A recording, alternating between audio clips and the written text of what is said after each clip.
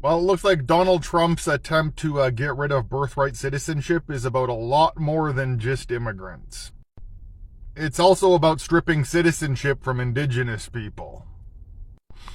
Justice Department lawyers are arguing that the 14th Amendment reads, "All persons born or naturalized in the United States and subject to the jurisdiction thereof are citizens of the United States." And that they're arguing that because indigenous people owe allegiance to their tribe, they are not under the subject of the jurisdiction of the United States and thus are not entitled to American citizenship or to birthright citizenship. Once again, this is just white supremacy at work, folks. I think Trump just likes to lay his hands on everything and likes to touch everything and see how it works out. Because at this point, I really don't understand the issue with Native Americans. But what's up, beautiful people? Welcome back to my YouTube channel. How are you guys doing? Especially my viewers from America. How's it going? It's been an intense couple of weeks, right? How are you doing? How are those grocery prices? How are you still able to afford to live in America? Let me know in the comment section. But in today's video, Breaking news. The Trump administration questions Native Americans' birthright citizenship in court. The Trump administration argued in court to limit birthright citizenship for certain groups of people here in the United States. Part of their argument involved questioning whether Native Americans, who are citizens of their own tribal nations, qualified for U.S. citizenship under the 14th Amendment.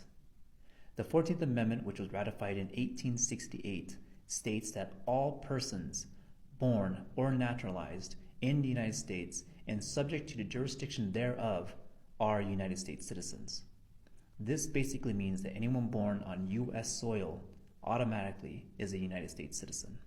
However, the Trump administration is focused on one phrase of the 14th Amendment, subject to the jurisdiction thereof. And they argue that not everyone born in the United States qualifies as subjects to the jurisdiction of the United States. The Justice Department cited the Civil Rights Act of 1866, which was ratified 2 years prior to the 14th Amendment, and is one of the earliest laws that defines citizenship. What's interesting about this is that it excludes two groups of people from citizenship. The first is subject to a foreign power and Indians not taxed.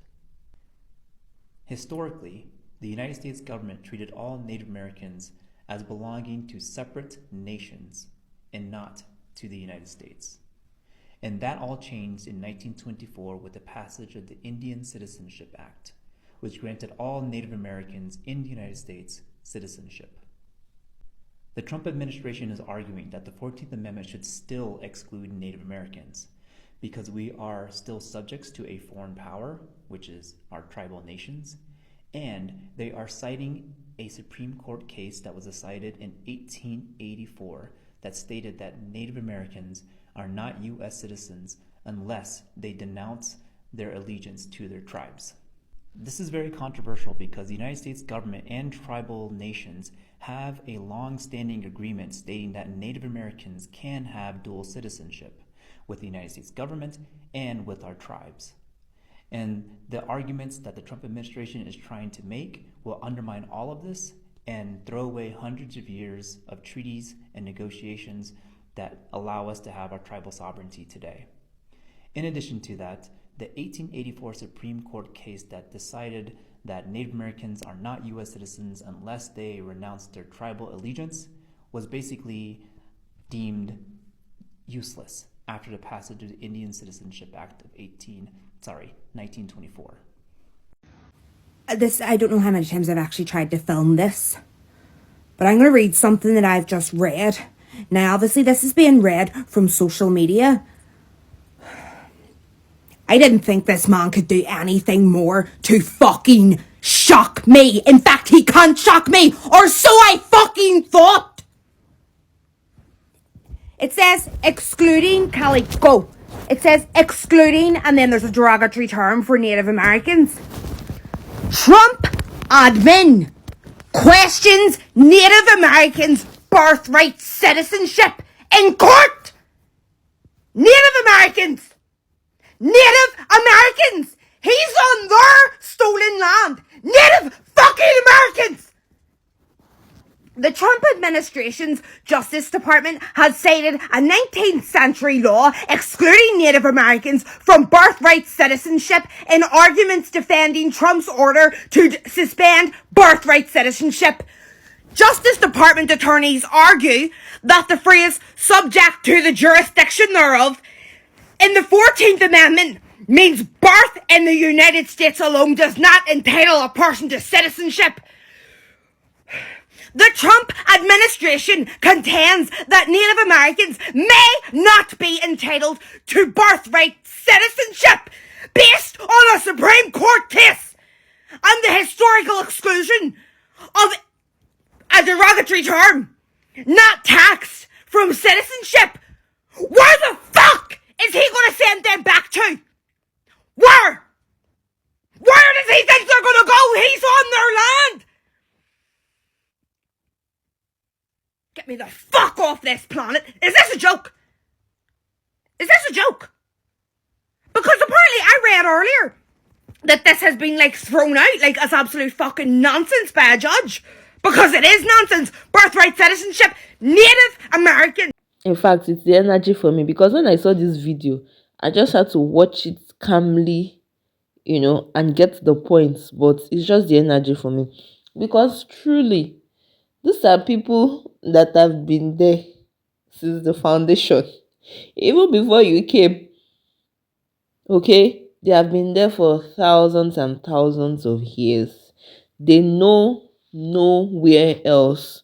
They are the first people to live here. Just imagine playing in your backyard and then someday somebody just comes and they started building houses, playing in that place too.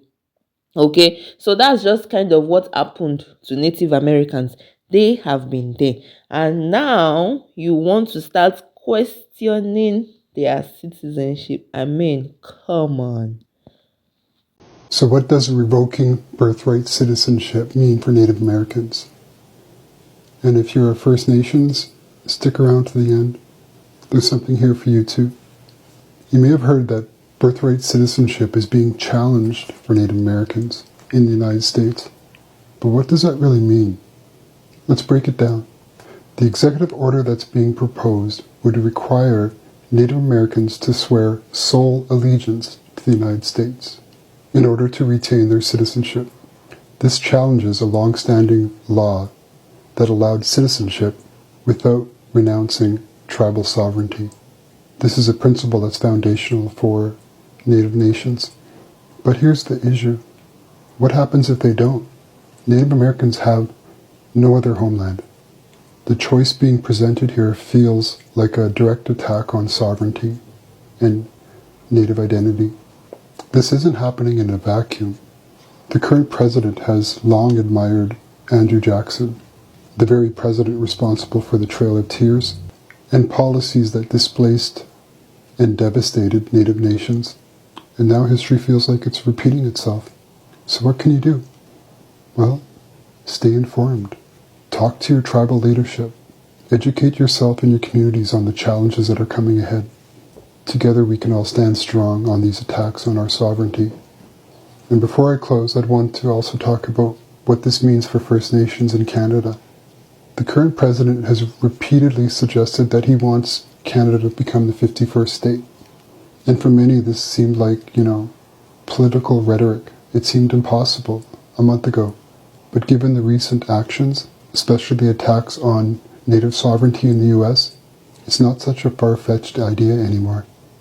If such a scenario were to unfold in Canada, what would that mean for our sovereignty as Indigenous people here in Canada? Would we face similar challenges and choices? It's time that we too take this rhetoric seriously. Our leadership needs to start thinking about contingencies to ensure that our sovereignty is protected, no matter what happens south of the border. Another thing is, if you're gonna question our birthright citizenship, etc. and shit, don't want this shit to happen, but if anything were to happen, where are you gonna send us? Where are you gonna send us? Because the land that we've always known is the land that we're all currently on. That's all we've been doing. And I mean, respectfully, others have places to go to. They have family, they have homes, they have other homes. But we, as Native Americans, babes, this the only land that we always known of. And if anything, our reservations are still on this land. So we're still gonna be here, baby. We still gonna be here. Yes. Breaking, at least 15 indigenous tribal members have been detained and asked to provide proof of citizenship to federal law enforcement in Arizona and New Mexico. Navajo Nation president said that his office has received reports that Navajos have had negative and sometimes traumatizing experiences with federal agents targeting undocumented immigrants in the Southwest. Racially profiling people in order to elicit proof of citizenship status is unconstitutional. It violates the Equal Protection Clause. Racial profiling, but requiring Native people who are indigenous to this land to prove that they are citizens here, I have no words. No one is illegal in general, let alone on stolen land. Native Americans were not allowed to vote until 1924. It's officially been 100 years. Native Americans were not offered citizenship until 1924. Native Americans were not allowed to wear regalia or practice their culture until 1978. 1978. Being offered citizenship in 1924 also didn't automatically mean that they had voter rights. Securing voting rights came in the 1950s and the 1960s. More specifically in 1965, when the Voting Rights Act was passed. The voices of Native and Indigenous people matter. We matter. Native Americans were here first, have always been here, and will always be here. We are still here. So this is what I've been wondering all along. If you didn't know that Trump and his whole philosophy was going to come down to ownership and birthright citizenship, and then you didn't know that as Native people, we were going to come into the equation sooner or later, and that our right to be here wasn't going to come up sooner or later,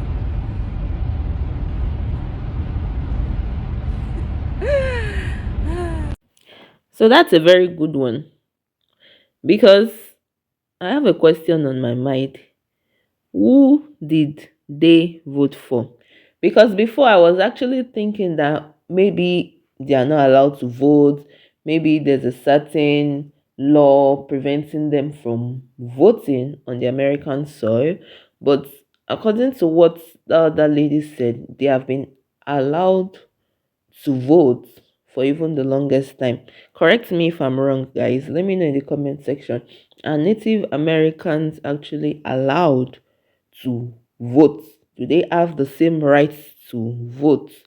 Let me know in the comment section, because these are people that have their special way of living. They have their language, they have their tradition, they are in different parts of the country, So, and they are working so hard to keep their cultures and their traditions alive. It's enough that they are fighting for their rights and for the land that was actually taken away from them. I mean, according to research, they are the original people of the United States, and they have their own special stories. So you don't expect them to renounce their ethnicity. They should renounce their traditions, their beliefs, everything they believe in, and take on something else. And no, it's not gonna work. But the question I still have on my mind is, if they are allowed to vote, who did they vote for? That's a it's a very good question. Because, well, if they voted for you know who, then they had it coming. But if they didn't, then those that voted are actually putting them in this mess. Because I read a lot of comments online on some videos, and Native Americans are really afraid because they don't even know what next. Okay, they go out, they are detained, they are stopped on the way, they don't even know what to expect. And it's really crazy when you are not even free in your own land. It's different when you say, okay, you're an immigrant, but in this case, you're not even an immigrant. You have been there your whole life. I mean, it's crazy. Let me know what you guys think in the comment section about this development. Let me know what you think. Let me know what your thoughts are. And let me know if Native Americans are allowed to vote. I can't wait to hear from you.